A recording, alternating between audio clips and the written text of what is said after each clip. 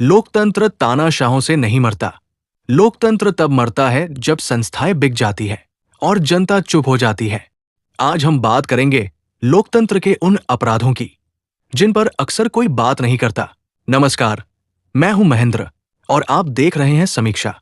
लोकतंत्र में कहा जाता है कि जनता ही मालिक होती है, लेकिन सवाल यह है कि क्या सच में जनता मालिक है या फिर केवल चुनाव के दिन ही उसे मालिक होने का भ्रम दिया जाता है।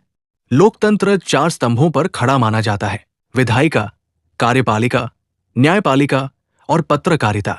लेकिन जब इन स्तंभों का चरित्र बदलने लगे तो लोकतंत्र धीरे धीरे एक खोखला ढांचा बन जाता है। लोकतंत्र में सबसे बड़ा नैतिक अपराध तब होता है जब पत्रकारिता सत्ता की चौकीदार बनने के बजाय उसकी दरबारी बन जाती है। जब पत्रकार सवाल पूछने के बजाय सत्ता के प्रवक्ता बन जाते हैं तो जनता तक सच नहीं, सिर्फ प्रचार पहुंचता है। पर यह अकेला अपराध नहीं है।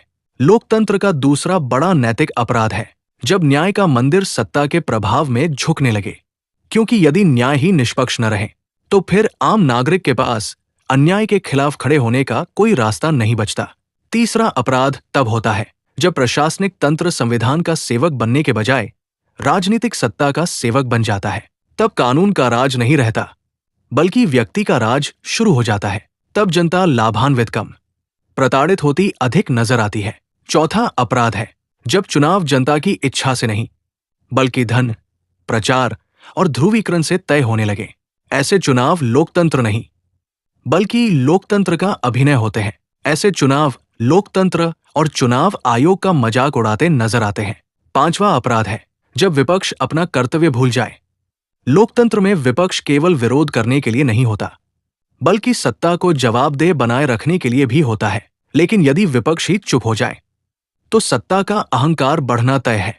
और शायद सबसे बड़ा अपराध तो तब होता है जब जनता सब कुछ देखकर भी चुप रह जाती है, क्योंकि लोकतंत्र में सिर्फ नेताओं की जिम्मेदारी नहीं होती, जनता की जागरूकता भी उसकी आत्मा होती है। इतिहास गवाह है, लोकतंत्र तब खत्म नहीं होता जब तानाशाह पैदा होते हैं। लोकतंत्र तब खत्म होता है जब संस्थाएं कमजोर हो जाती है और जनता चुप हो जाती है। इसलिए सवाल ये नहीं है कि लोकतंत्र खतरे में है या नहीं।